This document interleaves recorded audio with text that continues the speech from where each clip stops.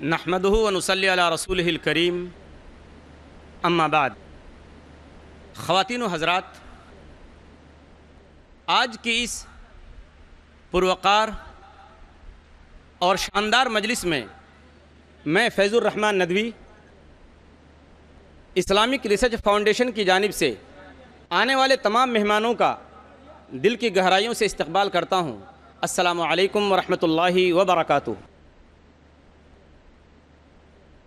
Programme का आगाज़ कुरान पाक की तिलावत से होगा। इसके लिए मैं डॉक्टर जाकिर नायक की निगरानी में चलने वाला इस्लामिक इंटरनेशनल स्कूल मुंबई के तालिब इल्म हानी अंसारी को, जो चौथी जमात के तालिब इल्म हैं, दावत सुखन देता हूँ कि वह कुरान पाक की तिलावत से इस जलसे का आगाज़ करे। हानी अंसारी।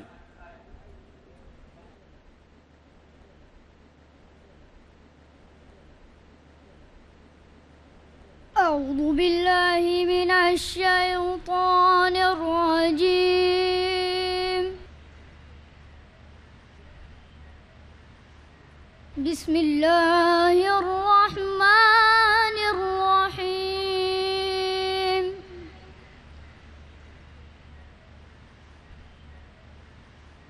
रब्बुल मशरिक़ैनि व रब्बुल मग़रिबैन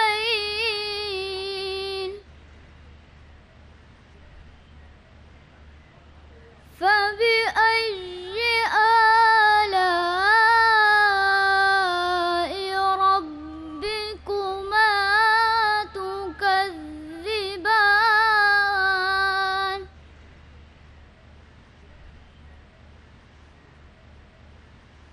مرج البحرين يلتقيان بينهما برزخ لا يبغيان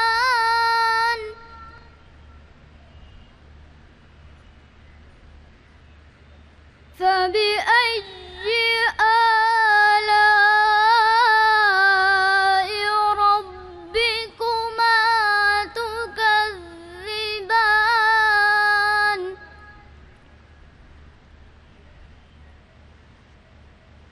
يخرج منهما اللؤلؤ والمرجان فبأي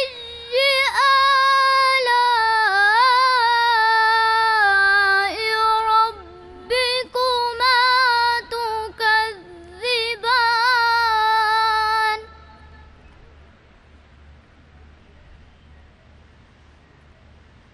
وله الجوار المنشآت في البحر كالأعلام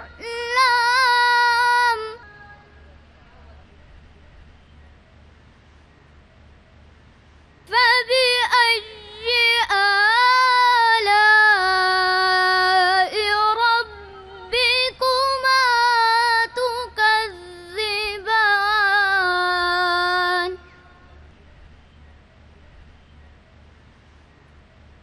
وله الجوار المنشآت في البحر كالأعلام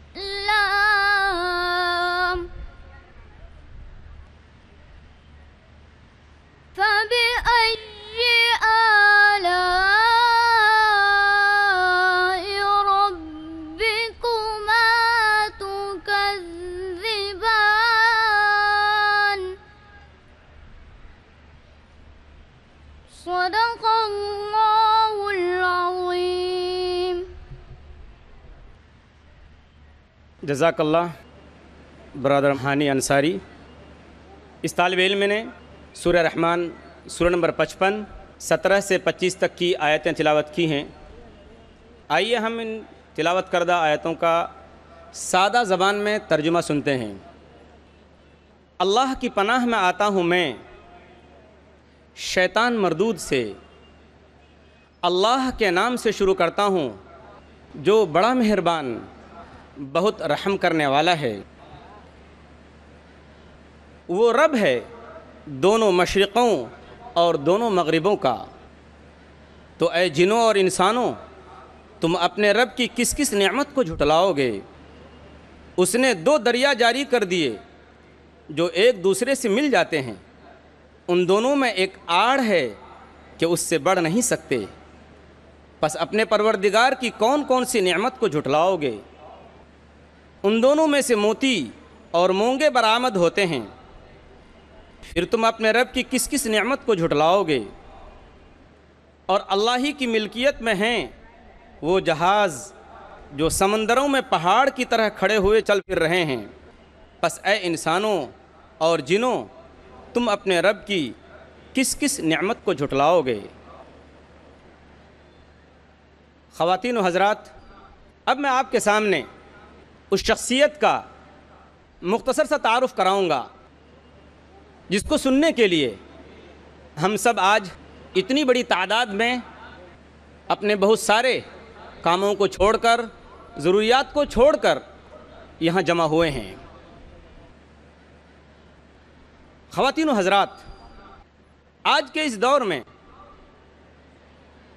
जिसमें हम और आप सांस ले रहे हैं, ये इंतहाई पुरआशोब और पुरफितन दौर है। आज इस्लाम को बहुत सारे चैलेंजों का सामना है। इस्लाम दुश्मन ताकतों की दुश्मनी का एक पहलू ये भी है कि अगर मुसलमान रस्मी इस्लाम को नहीं छोड़ते तो न छोड़ें, मगर वो मुसलमान भी न रहें। इसी नज़रिए को अमली जामा पहनाने के लिए एक अरसे से मगरबी मशीनरियाँ और सियासी ताकतें इसमें ज़्यादा दिलचस्पी नहीं रखती कि कितने मुसलमान अपना दीन छोड़ चुके हैं, बल्कि वो ये देख रहे हैं कि मुसलमान मगरबी कल्चर को अपनाने में ही अपनी नजात समझें। इसी सोच के तहत सियासतदां, सरमायादार, स्कॉलर, मुफक्किर और पादरी, बिशप और फादर और दूसरे बहुत सारे नामों के साथ इस्लाम के ख़िलाफ़, कुरान के ख़िलाफ़ बरसरे पैकार हैं और दिन रात इस्लाम के मुताल्लिक़ गलत फहमियाँ और शुकूक व शुबहात फैलाने में मशगूल और मसरूफ़ हैं। कभी साइंसी तहक़ीक़ात की आड़ में कुरान और इस्लाम पर हमला किया जाता है, तो कभी समाजी व अखलाक़ी हवाले से उसकी तालीमात का मजाक उड़ाया जाता है। मगर जैसा कि कुरान में अल्लाह ताला ने खोल खोल कर बयान किया है कि लियुज़हिरहु अलद्दीन कुल्ली, कि ये वो दीन है जो तमाम अदियान पर, तमाम मज़ाहिब पर गालिब होकर रहेगा। जैसा कि किसी शायर ने कहा है कि इस्लाम की फ़ितरत में कुदरत ने लचक दी है, इस्लाम की फ़ितरत में कुदरत ने लचक दी है, उतना ही ये उभरेगा जितना कि दबाएंगे। और फानूस बनकर जिसकी हिफाजत हवा करे, वो शम्मा क्या बुझे जिसे रोशन खुदा करे। और इसका मंज़र बारहा हमारे और आपके सामने आता है। हम अखबारात में पढ़ते हैं कि 9/11 के बाद जिन लोगों ने इस्लाम को बदनाम करने की खातिर ये मंसूबा रचा और ये प्लानिंग की, उनको मुंह की खानी पड़ी। उन लोगों ने देखा कि इस्लाम को बदनाम करने के लिए उन्होंने ये प्रोग्राम तय किया और लोग इस्लाम से करीब होते गए और इस्लाम को गले लगाते गए। इसलिए मेरे दोस्तों और बुज़ुर्गों, आज भिवंडी की सरज़मीन में इतना बड़ा तारीख़ी इजलास मुनक़िद किया है आप हज़रात ने। बेशक मुबारक हो आपको ये मेज़बानी कि आपने इतने मेहमानों को बुलाया है और उनको दावत सुखन दी है कि वो इस्लाम के नाम पर, दीन के नाम पर, कुरान के नाम पर और मज़हब के नाम पर एक आवाज़ पे लब्बैक कहें और भिवंडी की सरज़मीन में जमा होकर उसकी गवाही दें कि वाकई हमको, आपको ہر مسلمان بچے کو، ہر مسلمان بچی کو اسلام سے لگاؤ ہے، اسلام سے پیار ہے، اسلام سے محبت ہے، اسلام سے دلچسپی ہے، اور ہماری اور آپ کی عظمت کا راز صرف اسلام کے اندر اور مسلمان ہونے کی حیثیت سے چھپا ہوا ہے۔ یاد کیجیے وہ تاریخی جملہ کہ جب حضرت عمر رضی اللہ تعالیٰ عنہ کا قافلہ دمشق کی سرزمین کو فتح کرتا ہے اور وہاں داخل ہوتا ہے، حضرت عمر رضی اللہ تعالیٰ عنہ سے کہا گیا کہ آپ سپہ سالار ہیں، آپ فاتح ہیں، آپ لباس اپنا چینج کر لیجئے، آپ کا لباس پرانا ہے، پھٹا ہوا ہے۔ حضرت عمر رضی اللہ تعالیٰ عنہ نے کیا کہا تھا؟ اِنَّا نَحْنُ قَوْمٌ أَعَزَّنَا اللَّهُ بِالْإِسْلَامِ فَلَا نَطْلُبُ الْعِزَّ فِي غَيْرِهِ، ہم ایسی قوم ہیں جس کو اللہ تبارک و تعالیٰ نے اسلام کی وجہ سے عزت دی ہے، ہم لباس میں عزت نہیں ڈھونڈتے۔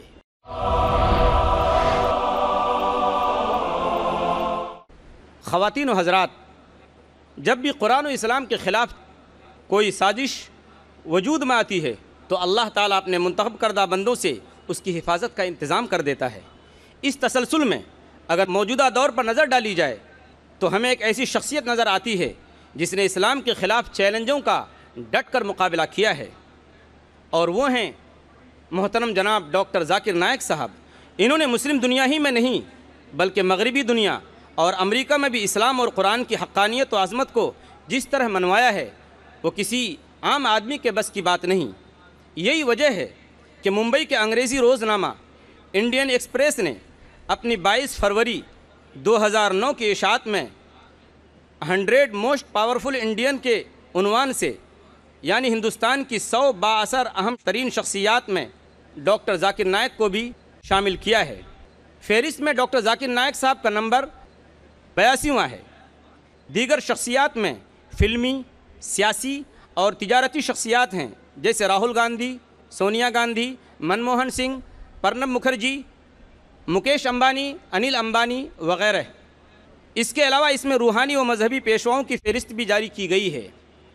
ٹاپ 10 اسپریچول گروز کے عنوان سے شائع 10 روحانی و مذہبی شخصیات میں بھی ڈاکٹر ذاکر نائک کا نمبر 3 ہے۔ اس میں غور کرنے کی بات یہ ہے کہ مسلمانوں میں مبلغ و پریچر کی حیثیت سے صرف ایک ہی نام ہے اور وہ ہے ڈاکٹر ذاکر نائک کا، اور اس سے زیادہ غور کرنے کی بات یہ ہے کہ 10 گروؤں میں کوئی شنکر آچاریہ، کوئی بشپ یا فادر، کوئی مذہبی پریچر نہیں۔ بابا رام دیو کا نام یوگا کی حیثیت سے، شری شری روی شنکر کا نام آرٹ آف لیونگ کی حیثیت سے، سسٹر نرملا کا نام چیریٹی کی حیثیت سے لیا گیا ہے۔ گویا ایک ہی شخص ہے جو مذہب کا پرچار کرتا ہے، وہ کوئی ہندو نہیں، وہ کوئی کرسچن نہیں بلکہ مسلم ہے، اور وہ ہیں ڈاکٹر ذاکر نائک صاحب۔ سچ کہا اللہ تبارک و تعالیٰ نے کہ ذالک فضل اللہ یؤتیہ من یشاء، یہ اللہ کا فضل ہے، وہ جسے چاہتا ہے عطا کرتا ہے۔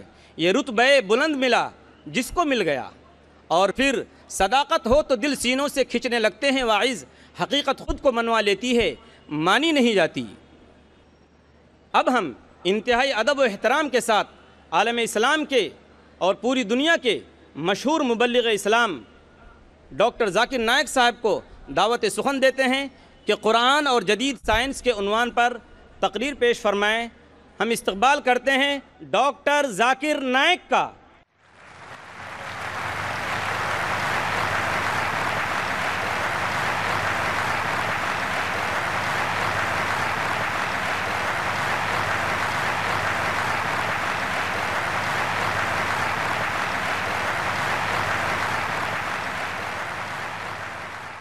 الحمدللہ والصلاة والسلام علی رسول اللہ وعلی آلہ وصحبہ اجمعین، اما بعد، اعوذ باللہ من الشیطان الرجیم، بسم اللہ الرحمن الرحیم۔ اولم یر الذین کفروا ان السماوات والارض کانتا رتقا ففتقناہما وجعلنا من الماء کل شیء ہے افلا یؤمنون۔ رب اشرح لی صدری ویسر لی امری واحلل عقدۃ من لسانی یفقہوا قولی۔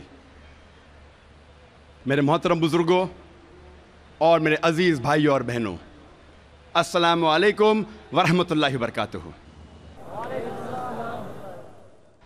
اللہ سبحانہ و تعالیٰ کی سلامتی، برکت اور رحمت آپ سب پر ہو۔ مجھے بے حد خوشی ہو رہی ہے کہ الحمدللہ 10 سال بعد میں پھر سے بھیونڈی شہر میں موجود ہوں تقریر کرنے کے لیے۔ مجھے یاد ہے کہ تقریباً 10 سال پہلے میں نے مینا ٹھاکرے ہال میں ایک تقریر کی تھی، یونیورسل بردرہڈ، عالمی بھائی چارہ، اور آج میں آپ کے سامنے اسٹیڈیم میں ہوں۔ جیسے آپ جانتے ہیں کہ میں اکثر تقریر انگریزی میں کرتا ہوں، اور 10 سال پہلے بھی انگریزی میں کی تھی۔ چند مواقع پر جب آرگنائزر اصرار کرتے ہیں کہ میں کچھ بات اردو میں کہوں تو میں کوشش کرتا ہوں میرے کمزور ہندی یا اردو میں کچھ بات کہوں۔ چونکہ میں نے تعلیم انگریزی میں حاصل کی ہے تو ظاہر ہے اس اردو یا ہندی تقریر میں کافی غلطیاں کروں گا، اسی لیے تقریر کے شروع میں ہی میں آپ سب سے معذرت چاہتا ہوں اور آپ سے درخواست کرتا ہوں کہ آپ میرے تقریر کے پیغام پہ توجہ دیجیے اور میرے غلطیوں کو نظر انداز کیجیے۔ آج کی تقریر کا موضوع ہے قرآن اور جدید سائنس، اور جیسے آپ جانتے ہیں کہ جتنے سائنٹیفک ٹرمنالوجیز ہے وہ اکثر انگریزی میں ہیں، سائنس کے جتنے الفاظ ہیں اکثر انگریزی میں ہیں، اور کیونکہ میں نے سائنس بھی انگریزی میں پڑھی ہے اسی لیے اس اردو تقریر میں مجھے اور دقت ہوگی۔ اسی لیے اللہ تعالیٰ سے دعا کرتا ہوں، اور جب ہم انگریزی سائنٹیفک ٹرمنالوجیز کو اردو میں ترجمہ کرتے تو اکثر عوام اسے نہیں سمجھتی۔ مثال کے طور پہ علم حیاتیات، میں پوچھنا چاہتا ہوں کہ اس ماشاء اللہ بھرے میدان میں ہزاروں لوگ ہیں، کتنے لوگ علم حیاتیات کا مطلب جانتے ہیں؟ اپنا ہاتھ اوپر کر سکتے؟ 2% بھی نہیں۔ علم حیاتیات کا مطلب ہے بائیولوجی۔ کتنے لوگ بائیولوجی کا مطلب جانتے ہیں؟ ہاتھ اوپر کیجئے۔ بائیولوجی ہاتھ اوپر کیجئے۔ کتنے لوگ جانتے ہیں بائیولوجی کے بارے میں؟ ماشاءاللہ اکثر لوگ۔ تو اسی لیے جب ہم انگریزی سائنٹیفک ٹرمنالوجی کا ترجمہ کرتے ہیں تو اکثر لوگ کے سر کے اوپر جاتا ہے، باؤنسر جاتا ہے۔ صرف جو اردو داں ہیں، جو ماہرین اردو زبان میں، وہ لوگ سمجھتے ہیں۔ پھر بھی میں کوشش کروں گا کہ انگریزی سائنٹیفک ٹرمنالوجی کو اردو میں ترجمہ کروں یا ہندی میں ترجمہ کروں، لیکن ظاہر ہے کافی غلطیاں ہوں گی، اسی لیے میں آپ سے درخواست کرتا ہوں کہ میری غلطیوں کو نظر انداز کیجیے اور میرے تقریر کے پیغام پہ توجہ دیجیے۔ جیسے میں نے کہا تھا، آج کی تقریر کا موضوع ہے قرآن اور جدید سائنس۔ قرآن اللہ سبحانہ و تعالیٰ کی آخری وحی ہے جو نازل کی گئی تھی آخری پیغمبر محمد صلی اللہ علیہ وسلم پر۔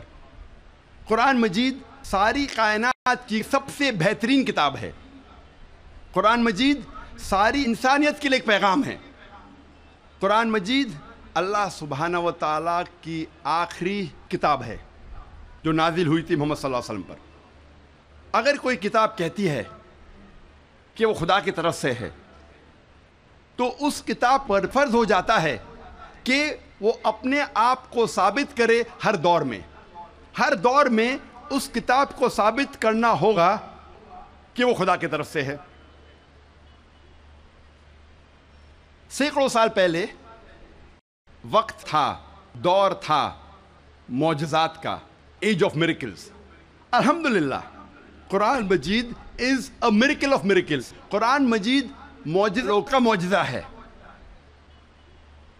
اس کے بعد آیا دور ادب کا، لٹریچر، پوئٹری۔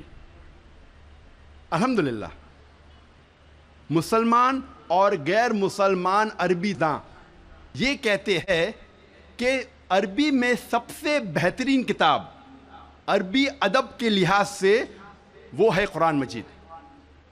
اور اللہ سبحانہ و تعالیٰ چنوتی دیتے ہیں قرآن مجید میں، اللہ سبحانہ و تعالیٰ چیلنج کرتے ہیں۔ سورہ بقرہ میں سورہ نمبر 2 آیت نمبر 23 اور 24 میں اللہ سبحانہ و تعالیٰ کہتے ہیں وَإِن كُنتُمْ فِي رَيْبٍ مِّمَّا نَزَّلْنَا عَلَىٰ عَبْدِنَا، اور اگر آپ کو شک ہے کہ ہم نے یہ کتاب نازل کی ہمارے بندے پر، اگر آپ کو شک ہے فَأْتُوا بِسُورَةٍ مِّن مِّثْلِهِ، تو آپ ایک سورہ قرآن مجید جیسی پیش کیجئے۔ مِن مثلی، ہو بہو نہیں، قرآن مجید جیسی ایک سورہ آپ پیش کیجئے. وَدْعُوا شُهَدَاءَكُم مِّن دُونِ اللَّهِ إِن كُنتُمْ صَادِقِينَ, اور بلاؤ اپنے مددگار کو اور اپنے گواہ کو اللہ کے علاوہ اگر آپ سچے ہیں.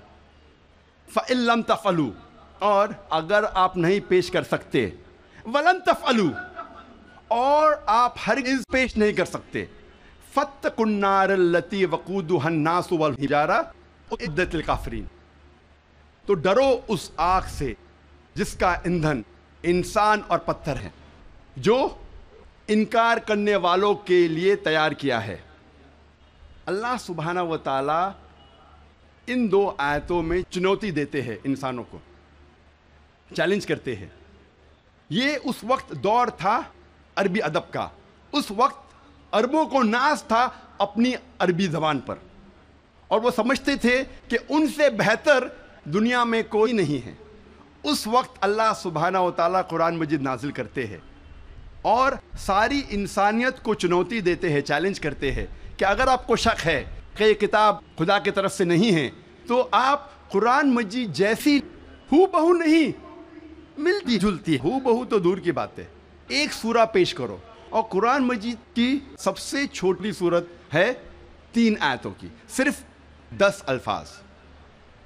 بہت لوگوں نے کوشش کی, ایک انسان نے بھی کامیابی نہیں پائی, اور تا قیامت کوئی بھی قرآن مجید جیسی قریباً ایک سورہ بھی پیش نہیں کر پائیں گا. لیکن آج کا دور ادبی دور نہیں ہے. It's not an age of literature and poetry. اگر کوئی کتاب اپنے آپ کو خدا کی طرف سے کہتی ہے اور ادبی انداز میں کہتی ہے کہ دنیا چپٹی ہے, دنیا سپاٹ ہے, کیا آج کا جدید انسان اس بات کو تسلیم کرے گا؟ بالکل نہیں, کیونکہ آج کا دور ادبی دور نہیں ہے. آج کا دور ہے جدید سائنس کا دور. آج ہم کوشش کریں گے یہ تحقیق کرنے کی قرآن اور جدید سائنس ملتے ہیں یا ٹکراتے ہیں, قرآن اور جدید سائنس ملتے ہیں یا قرآن اور جدید سائنس ٹکراتے ہیں. اس موضوع پہ ہم انشاءاللہ تذکرہ کریں گے.